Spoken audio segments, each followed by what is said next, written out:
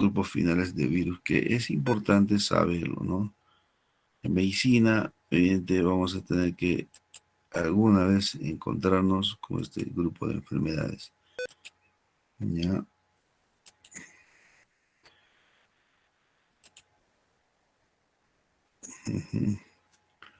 ¿Se ve la imagen?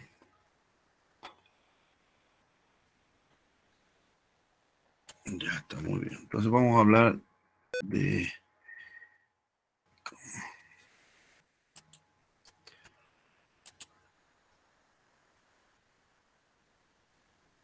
Ya, tocabilidad primero, ¿ya?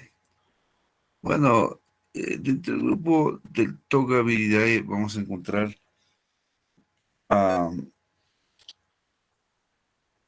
la rubiola, ¿ya? Como representante de este grupo, ¿ya? Es una enfermedad vírica, febril benigna. Ven ahí, se caracteriza por exantema maculopapuloso, ¿no? Puntiforme, difuso, indistinguible de la mayoría de los otros exantemas febriles. Y lo hemos visto. Esta afección, estamos viendo la cara, cuello, tronco, extremidades. ¿Ya? La rubiola, llamada también sarampión alemán, ya es una infección exantemática viral aguda en niños y adultos. Afecta la piel, la parte externa. ¿Ya? Los síntomas clínicos característicos de la enfermedad son, miren, exantema, fiebre, linfadenopatías y recuerdo un caso leve de sarampión, ¿no? Caso leve de sarampión. Luego vamos a ver en el otro grupo de virus su semejante, ¿no? ¿Ya? Bueno,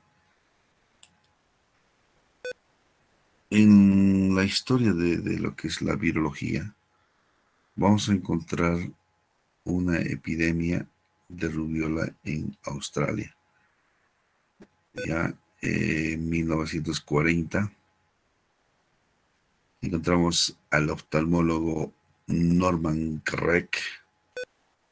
Este oftalmólogo observa, ¿no?, en madres, ya, que dieron a luz y vio la aparición de cataratas congénitas en los hijos. Ya estas mujeres habían tenido infección al inicio del embarazo. ¿Ya? Entonces se describe por primera vez el síndrome de rubiola congénita. ¿Ya? Posterior a eso, aparece el que lo estudia muy bien y lo aísla, ¿ya? Parkman y Weller en 1962. Ya lo van a clasificar dentro de una familia, al virus de la rubiola, en la familia Togaviridae, ¿ya? Género Rubivirus. Es un virus RNA, ¿ya?, con un solo tipo antigénico que no da reacciones cruzadas con otros miembros del grupo Togaviridae. Entonces está clasificado entre los virus RNA. ¿Ya? Entonces, que vamos a ver que el virion tiene una estructura esférica y es relativamente grande, con una nucleocápside de unos 30 nanómetros. La envoltura lipídica de 60 a 70 nanómetros que contienen glucoproteínas. ¿Ya? Tiene un genoma que está formado por única cadena de RNA. Entonces, el ser humano es el hospedador natural. Hablemos de la epidemiología. Entonces, los brotes de rubiola se presentan cada 6 a 9 años, predominantemente en temporadas de invierno y primavera, ¿no? Entonces, el virus de la rubiola se transmite a través de la inhalación de gotitas aerolizadas procedentes de la vía respiratoria del individuo infectado. Es una enfermedad muy contagiosa en contactos cerrados. Entonces, hay más del 75% de los individuos expuestos y predispuestos adquieren la infección. Cuando estas tasas alcanzan al 100% en los contactos domiciliarios predispuestos. Quiere decir, si una persona del grupo familiar tiene rubiola, ¿no? Y por estar cerca en el ambiente, va a poder alcanzar tasas que alcanzan hasta el 100% de contagios, ¿ya? Bueno, la patogenia, habíamos dicho, es como es el mecanismo del desarrollo de la enfermedad. Entonces, el virus invade el epitelio respiratorio, ¿no? Inicia su replicación en la nasofaringe y luego pasa a la sangre y llegan a los ganglios linfáticos regionales, ¿ya? Entonces, su replicación está en el sistema retículo endotelial. Entonces, ¿en qué momento? Entre el sexto y el día 20, ¿no?, de la infección. Y se produce una segunda viremia, ¿ya? Entonces, a los 18 a 14 días, la infección se ha extendido. Entonces, el virus se replica en todo el organismo y puede aislarse del tracto respiratorio, donde piel, en la orina, los ganglios, líquido sinovial, líquido cefalorraquídeo y la leche materna. ¿Desde dónde podemos obtener muestras? ¿Ya? Es de estos órganos, ¿ya?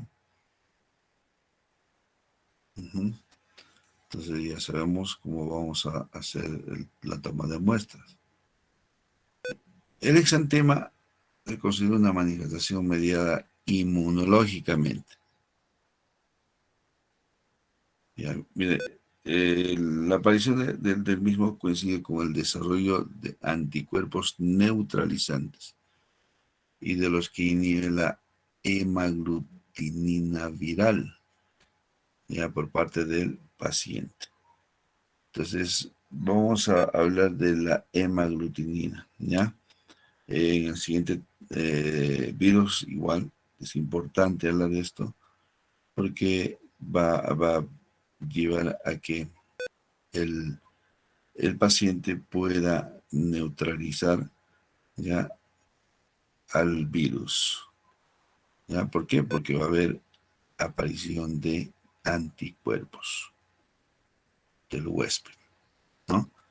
Entonces, mire, acá tenemos que ver cómo, en resumen, vemos que hay individuos más infectados de acuerdo a la edad y el sexo, ¿ya? Entonces, eh, todas las edades, pero más frecuente en niños, ¿no? Las edades, todas. Ahora vamos a ver cómo están las zonas más afectadas. Ya están señaladas en rojo. La vía respiratoria superior, la piel, los ojos.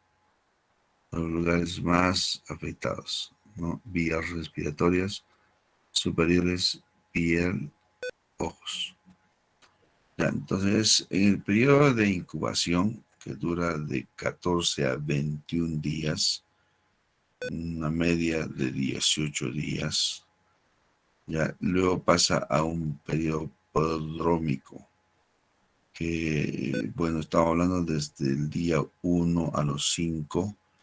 Antes del inicio del exantema, los pacientes pueden presentar fiebre, dolor de garganta, artralgias,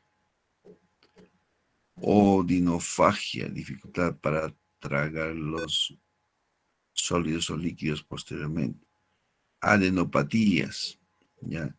Y molestias gastrointestinales. Uh-huh. Entonces, los lactantes y los niños, a diferencia de los adolescentes y adultos, no suelen presentar sintomatología. ¿Ya? Entonces, los niños, ¿ya?, pueden pasar asintomáticos. ¿Ya?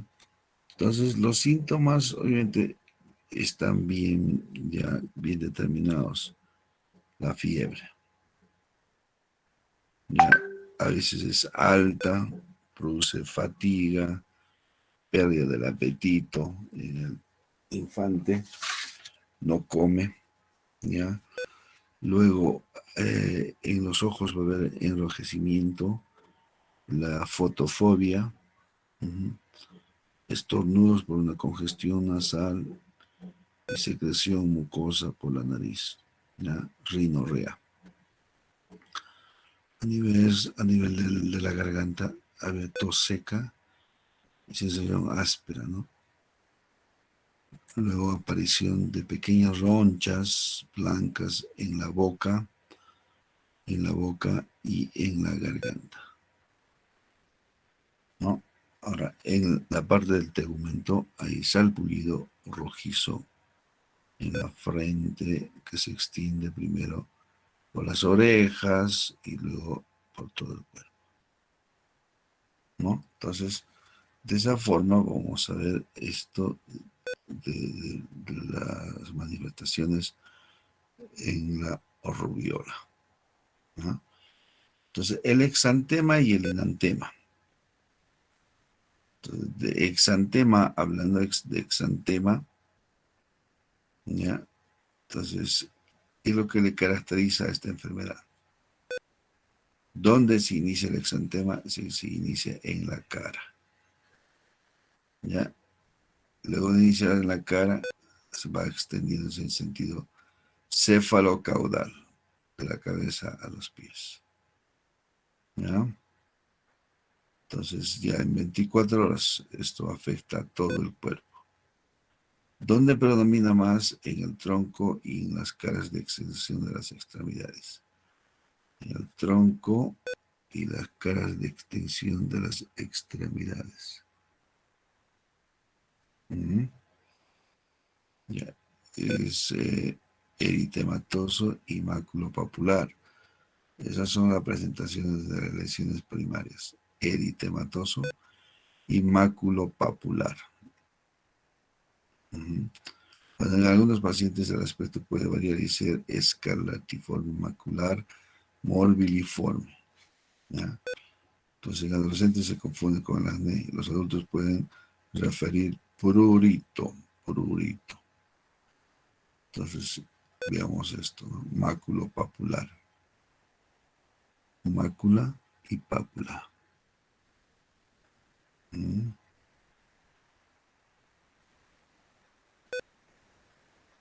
El enantema leve en el paladar blando.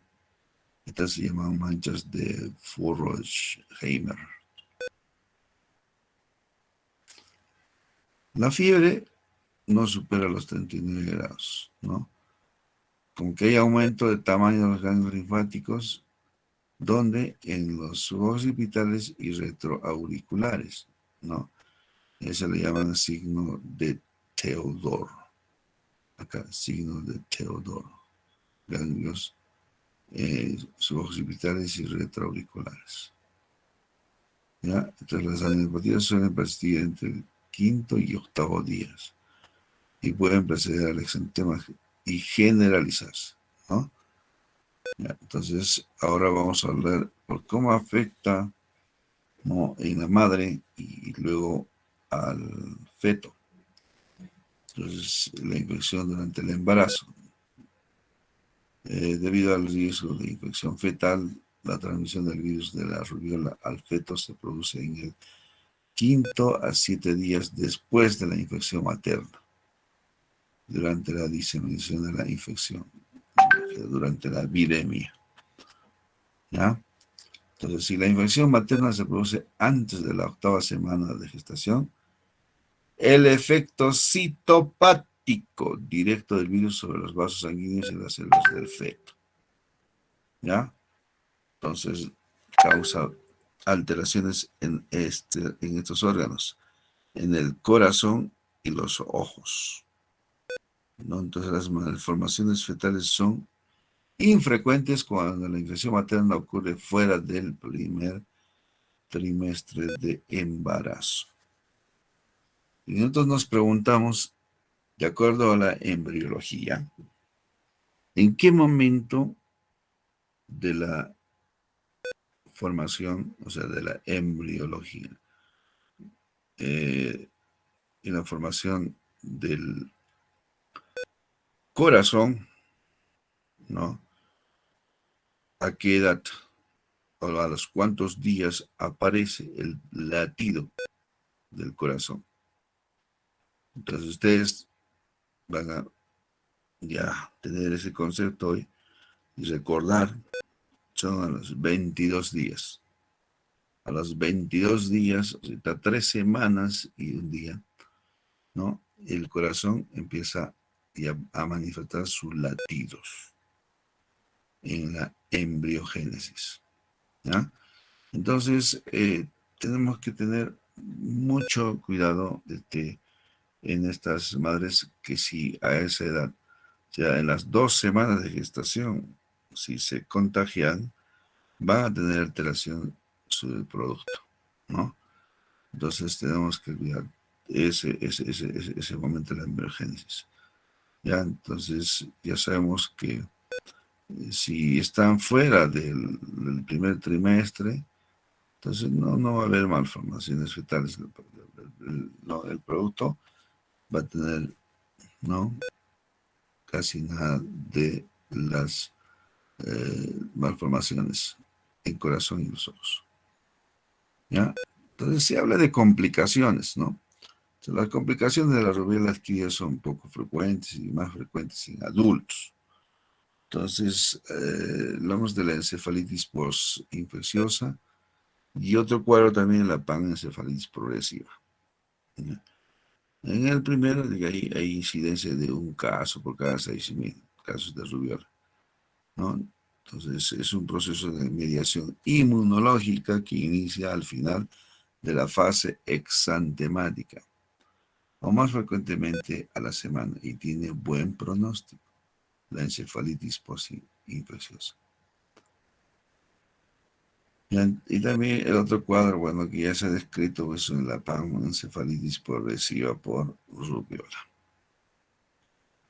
Ahora, ¿cómo hacer el diagnóstico? Si un paciente, bueno, algunos ya con la experiencia que tienen de rubiola y las lesiones macropapulares, la distribución en el organismo, la presencia de adenomegalias suboccipitales, retroauriculares y el examen clínico general, ya podemos decir que este es rubiola. Pero para salir de todas las dudas, entonces que hay pruebas serológicas, ¿no? Entonces, a ver la presencia de la IgM, la inmunoglobulina M, ¿ya? Entonces, como también se hace inmunoanálisis de captura por su especificidad. Bueno, estos son técnicas indirectas, ¿ya? Entonces, ahora, determinación de la inmunoglobulina G específica, ¿ya? Entonces, en el diagnóstico, sí se demuestra un incremento de al menos 4 veces el título entre la determinación de la fase aguda y la realizada 2 a 4 semanas después, ¿no? Aumenta, ¿no?, la cantidad de IgG. Entonces, esa es la que se usa, ¿no?, para poder ver si el paciente tiene rubiola o no tiene rubiola, ¿ya? Entonces, el PCR, sobre todo en los virus, es mandatorio saber estudiarlo, ¿no? Entonces, esto nos ayuda a ver el genoma viral, identifica el genoma viral. Obviamente, vamos a ver que en las secreciones nasofaringeas de gestantes, ya también el líquido amniótico, la placenta, la sangre del cordón y otras muestras de recién nacido, ya pueden darnos ya resultados, ¿no? De positividad o negatividad de acuerdo a los estudios. Entonces, en el tratamiento, ¿qué diremos de la rubiola? No hay tratamiento específico, es sintomático. Si tiene odinofagia o dolor de garganta, analgésicos, ¿no? Si tiene fiebre, antipiréticos. De los antipiréticos hemos hablado del paracetamol, metamizol, ¿ya? El metamizol es vía intramuscular o endovenoso. También se tiene vía oral, ¿no? Entonces, tabletitas de 500 miligramos cada 8 horas para la fiebre. O si el paciente está por encima de 38,3, una fiebre realmente, se le administra para metamizol de 1 gramo intramuscular, o puede ser 1 gramo endovenoso lento diluido. Ya, el paracetamol sí es el más usado, pero este paracetamol nos baja la fiebre cuando estamos hablando de 37,5 hasta 38. Después no tiene eficacia. ¿Ya? Entonces, usar antitérmicos. ¿Ya? Muy bien, entonces esta es la presentación del tema de la rubiola, que viene a ser un toga virus, ¿no? Su género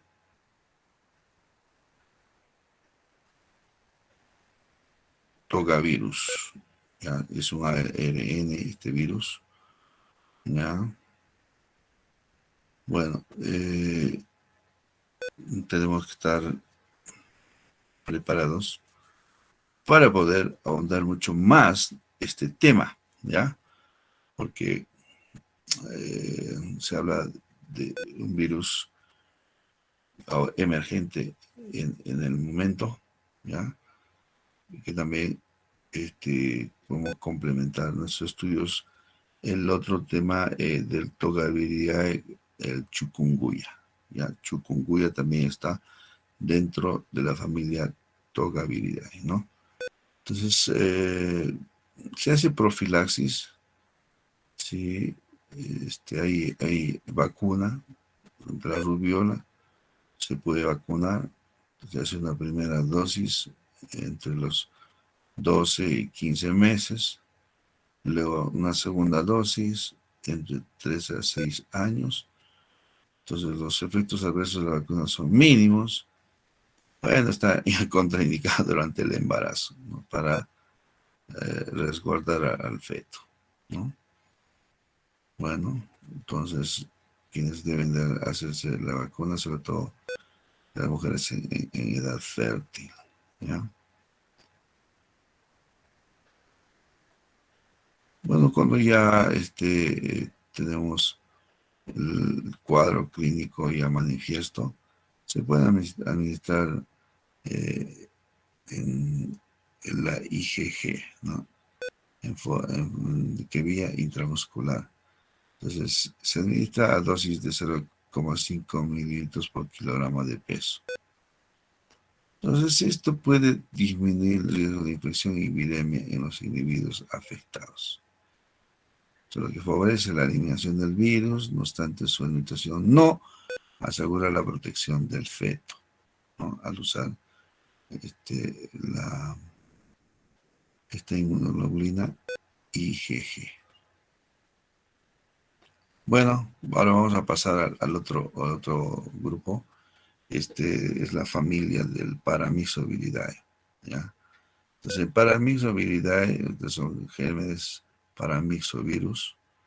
Entonces vamos del virus de la parainfluenza, parotiditis, el morbillivirus sarampión y el neumovirus, el virus respiratorio sincicial. ¿Ya? Entonces, vamos a abocarnos al morbillivirus sarampión. ¿Ya? El sarampión.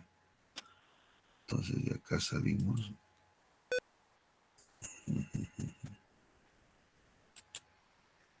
¿Ya? Y vamos a entrar a ver.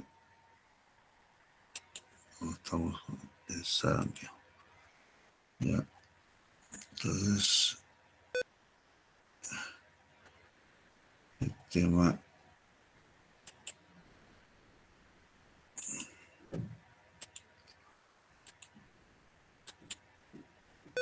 Y ahora podéis ver la diapositiva.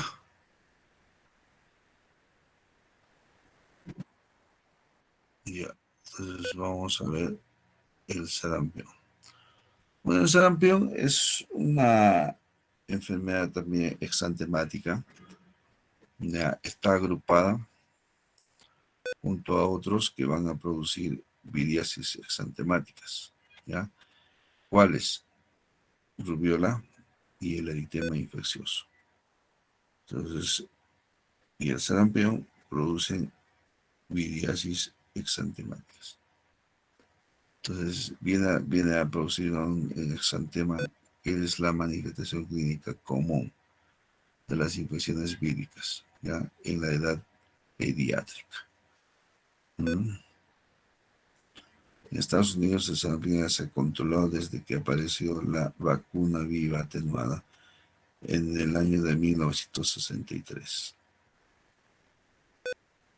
Sigue siendo un problema grave en los países en desarrollo. ¿Ya? Entonces, el paciente va a presentar un cuadro febril agudo acompañado de exantema, que viene a ser la erupción cutánea, ¿no?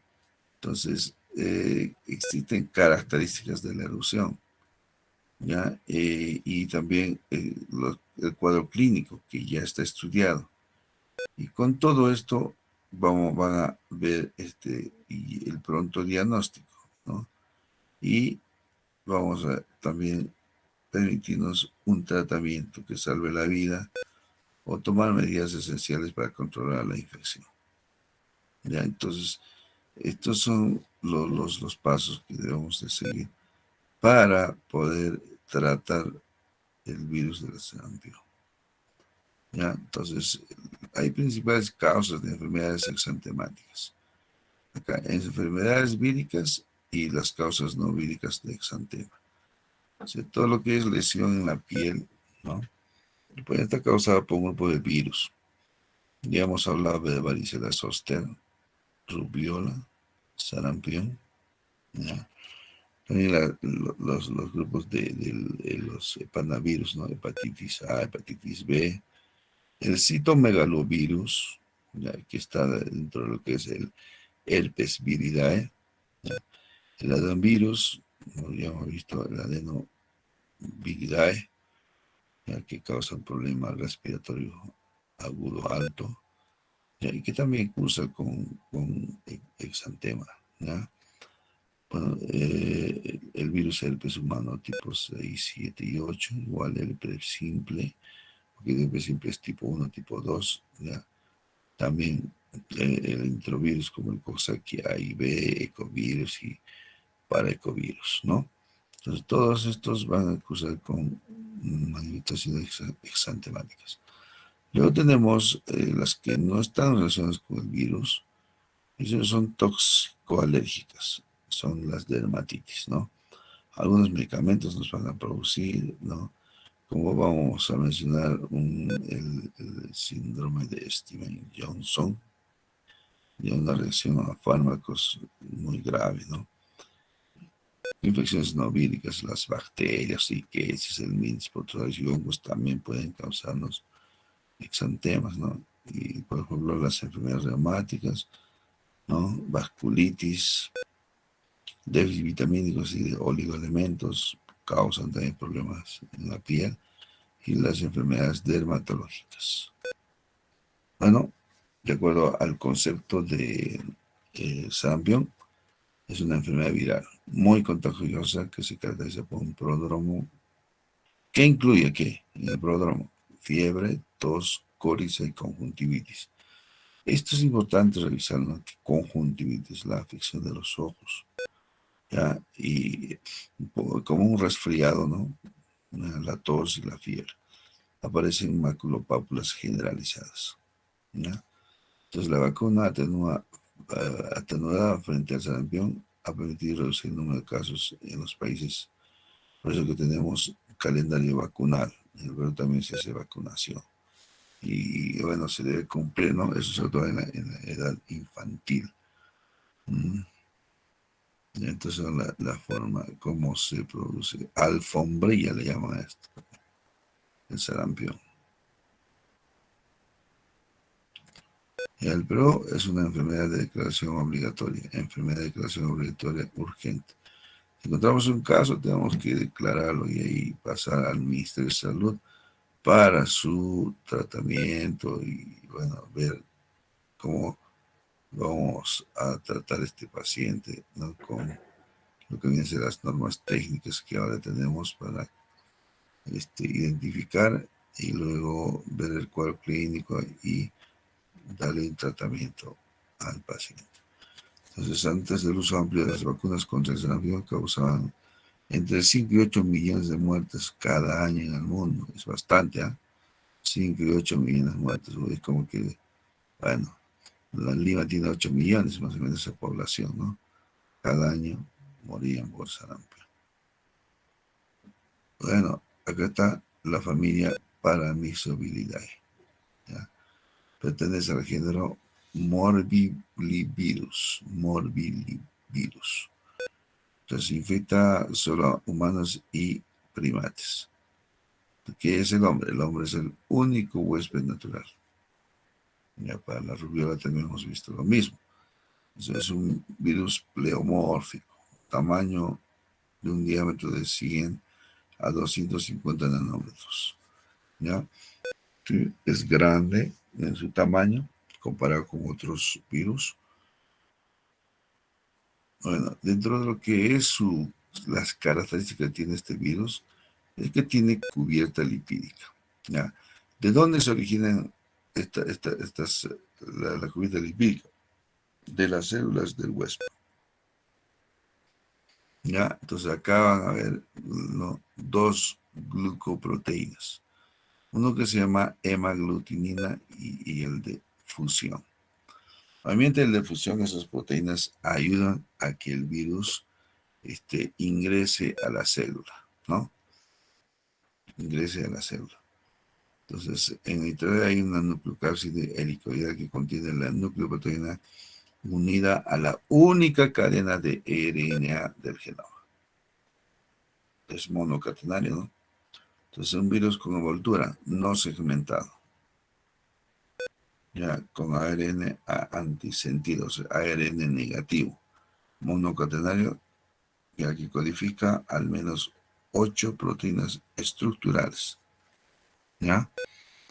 Entonces, la epidemiología se habla de brotes, se habla de la edad máxima de su incidencia de 5 a 9 años. Hay picos, ¿no?, de incidencia ya que en los lactantes se puede esperar de 6 a 16 meses. Entonces, la incidencia es siempre en la temporada de invierno, ¿ya? Bueno, el sarampión es una enfermedad contagiosa, afecta al 75% de los individuos susceptibles. Forma de transmisión es vía aérea, contacto directo con aerosoles, los fomites, ¿no? Ya por inhalación de estas partículas durante las horas siguientes a su expulsión. Bien, entonces ahora la transmisión es durante la fase prodrómica de la infección. Entonces cuando el paciente presenta solo fiebre y síntomas respiratorios, ahí es donde se transmite, ¿ya? Pero también pacientes hospitalizados expuestos al sarampión serán aislados desde el quinto día tras exposición hasta el día 21 después de la misma, ¿no? Ya, eso es la prevención. Entonces, el virus de sarampión entra en el organismo por la nasofaringe, invade el epitelio, se extiende a los ganglios linfáticos regionales. No, al segundo y tercer día tras la exposición se produce la primera viremia. Entonces, esta está mediada por los monocitos. ¿Ya? Luego vemos el proceso de la replicación vírica. Ya prosigue en el sistema mononuclear fagocítico y se produce una segunda viremia entre el quinto y séptimo día después de la infección.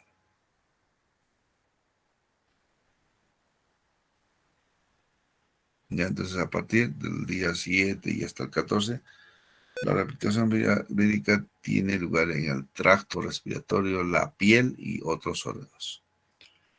Bueno, resultado de este proceso último son las manifestaciones clínicas que van a caracterizar cuadro catarral, fiebre y exantema. ¿Ya? Entonces, a partir del día 15, 17, la respuesta inmunitaria humoral y celular es capaz de controlar la replicación vírica y empieza la recuperación del paciente, que es entrando a la tercera semana, ¿no? Ya. Entonces, acá vamos a ver lo que hay respuestas específicas inmunológicamente relacionadas con la infección por el virus del sarampión, ¿no? Entonces, nosotros vamos a ver, le pedimos un hemograma, y en el hemograma vemos los leucocitos. ¿Y qué va a haber ahí? Leucopenia, ya, va a haber déficit de la mortalidad del neutrófilo, disminución de linfocitos T y B, y disminución de las células con actividad natural killer, disminución de células de helper, supresión prolongada de producción de interleuquina 12 y depresión prolongada de la evolución del interferón alfa. ¿Ya? Entonces, si tenemos que ver, investigar el interferón alfa, va a haber niveles plasmáticos elevados. ¿Ya? Luego, en la plaqueta puede haber una reducción del recuento plaquetario. Bueno, todo esto ya está estudiado y por eso que tenemos que ver cómo es los hallazgos inmunológicos, ¿no? Para poder determinar la infección por este virus en el organismo susceptible. ¿Ya? Entonces hay cambios en la anatomía patológica, nos explican estos cambios como histopatológicos, para hiperplasia del tejido linfoide de amígdalas, ¿no? Viendo a los pacientes si hay una hipertrofia adenoides, los ganglios se comprometen el vaso e intestino. Entonces es posible encontrar células multinucleares en la primera fase de infección. Estas células están llamadas gigantes, ¿no? Entonces de ahí que el sistema mononuclear fagocítico, células gigantes de Warting, Finkelday, ¿ya? Entonces además de la infiltración por células mononucleares e infiltración peribronquial. Ojo, ¿no? Bueno, esta es la anatomía patológica porque nos explica ya que hay una respuesta tanto humoral como celular. Entonces, si la respuesta humoral es la que previene la infección, la inmunidad celular, responsable del control de la replicación viral y de la enfermedad en el paciente infectado. ¿Ya?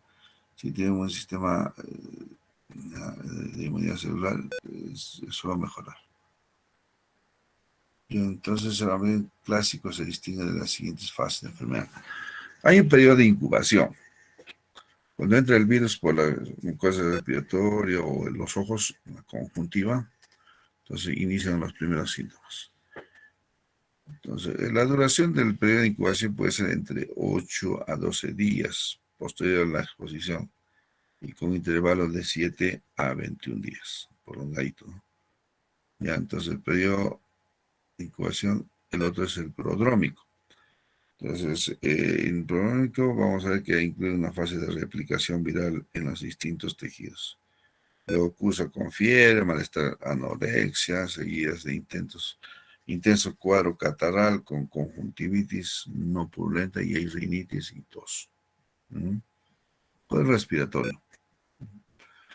La fiebre es muy elevada y se alcanza fácilmente 40 grados centígrados.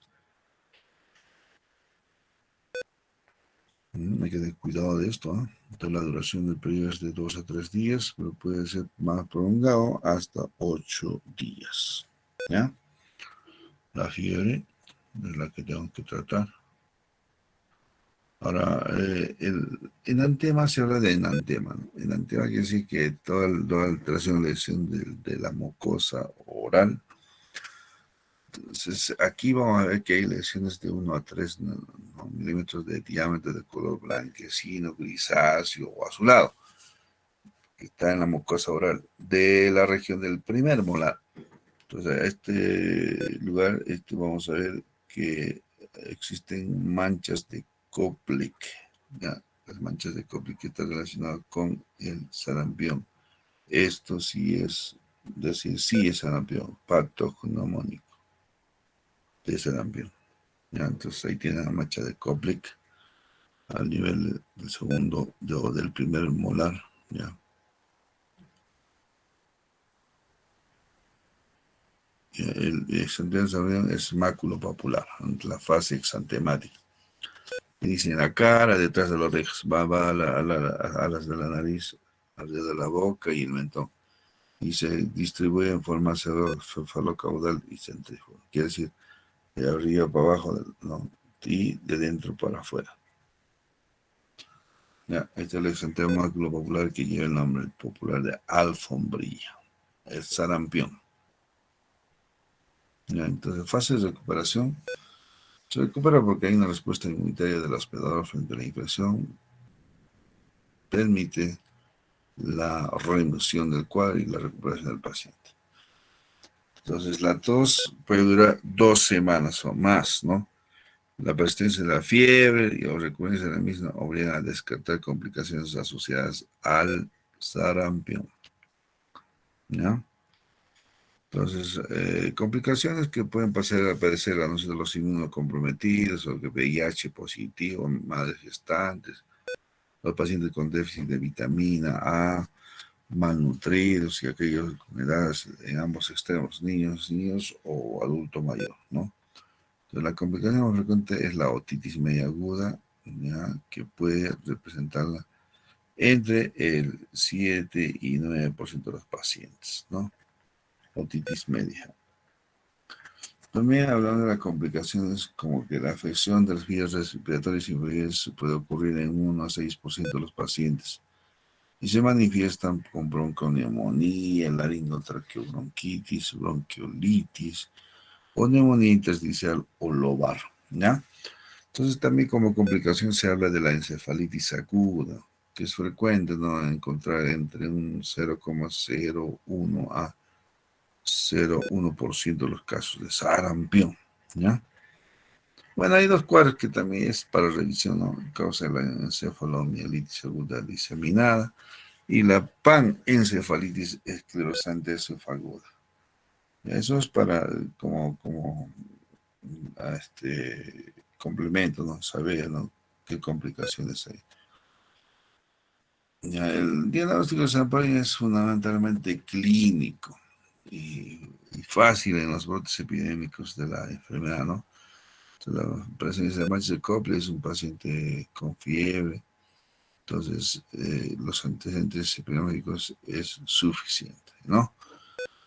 Ya de ahí que las pruebas de biología molecular, en especial hay que pedir el PCR, entonces son útiles para el desarrollo como para la caracterización epidemiológica del virus. Bien, entonces también se puede determinar la IgM específica, que es una prueba de elección. Bueno, llegamos casi al final de esta parte de la revisión del tema de tocabilidad y el otro paramixoviridae, ¿ya? Entonces, en ambos grupos tenemos uno, tocabilidad el representante de la rubiola y el paramyxoviridad al sarampión. Ya, y en este caso, bueno, no se dispone en la actualidad de ningún tratamiento específico para el sarampión. La vitamina A se usa como inmunomodulador, ¿no? Incrementa la respuesta inmunitaria frente al sarampión. Están las dosis, ¿no? Vitamina, ya 5.000 unidades en lactantes menores de 6 años. Ya, o también se puede dar 100.000 unidades en niños, ¿no? Que superen los 6 meses de edad o menos de 11 años. Ya en mayorcitos se le da 200.000 unidades en niños, ya, de igual o superior a 12 meses de edad. Bien, entonces esta es la forma como se puede tratar el sarampión, pero de todos modos, la profilaxis, entonces se sigue un sistema de vacunación. En el Perú la tenemos, ¿ya? Entonces tenemos que concientizar a la población de las madres, ¿no? Que están en lactancia y ya que sus recién nacidos puedan cumplir, ¿no? El régimen de la vacunación antisarampiosa. ¿Ya? Entonces, con eso vamos a siempre tener, ¿no? Eh, la población esté, ¿no? Apto, inmunocompetente, ¿ya? Y con las vacunaciones podamos tener una vida, como dice, de bienestar, ¿no? O sea, tener salud es tener bienestar, ¿no? Y sobre todo esto también conduce a un desarrollo personal y de la sociedad. Entonces, de esa forma, entonces, se obtiene ya la salud y con esto podemos nosotros seguir habitando la tierra, o sea, nuestra región, donde estemos, ¿no? Y sigamos, digamos, teniendo la salud, ¿no?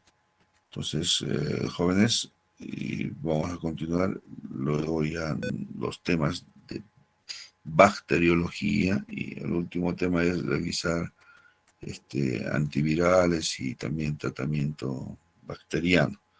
Ya, entonces, quiere decir que en el texto guía es un tema, digamos, de varios capítulos, revisión así de concepto actual, ¿no? Entonces, el Mandel, la edición novena, está estructurado, ¿no? Como para poder responder muchas dudas de los problemas infecciosos, ¿no?